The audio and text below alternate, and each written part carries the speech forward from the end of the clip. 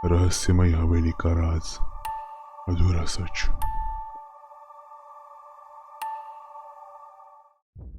अनुष्का की आत्मा अब मुक्त हो चुकी थी।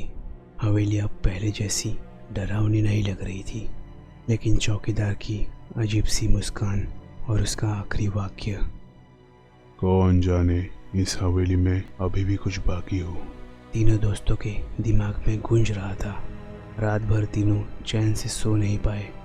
सुबह होते ही वे फिर से डायरी के बचे हुए पन्नों को ध्यान से पढ़ने लगे। अगर अनुष्का को सिर्फ खजाने के राज के लिए मारा गया तो खजाना कहाँ है, आर्यन ने सोचा। तभी रोहन को डायरी के एक पन्ने पर उसके ऊपर वाले पन्ने पर लिखावट के कारण बने हुए कुछ निशान दिखाई दिए।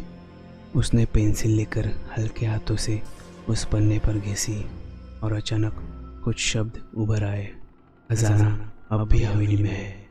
जिसे ये मिलेगा वो मेरी कहानी को खत्म कर सकता है।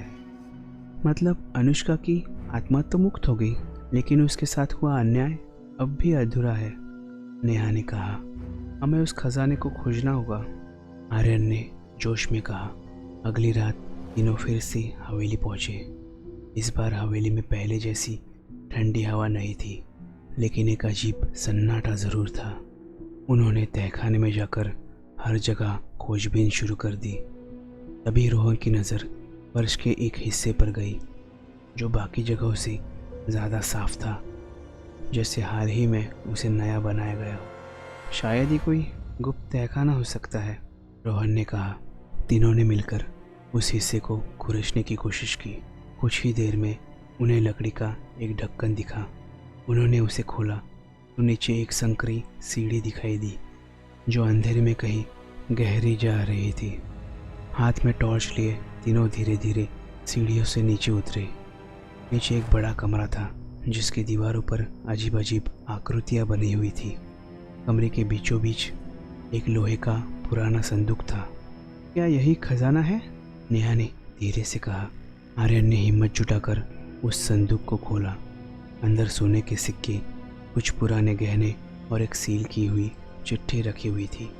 चिट्ठी पर लिखा था, जो भी इसे पढ़े वह इस खजाने को सही हाथों तक पहुंचाए। यह मेरी नहीं बल्कि उन लोगों की अमानत है जिन्हें मेरे परिवार ने धोखा दिया था। नीचे दस्तखत थे, अनुष्का राय। तीनों दोस्त समझ चुके थे कि हवेली के मालिकों ने न सिर्फ अनुष्का को मारा, बल्कि यह खजाना भी किसी और का था, जिसे इन्होंने लूटा था। हमें यह पुलिस को देना चाहिए, रोहन ने कहा। अगली सुबह तीनों ने पुलिस को सूचना दी।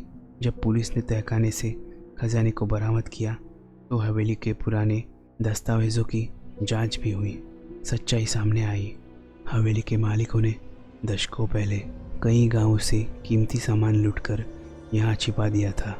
अनुष्का को जब इस बात का पता चला तो उसे मार दिया गया। अब कई सालों बाद वह चोरी किया गया खजाना उसके असली हकदारों तक पहुंचने वाला था।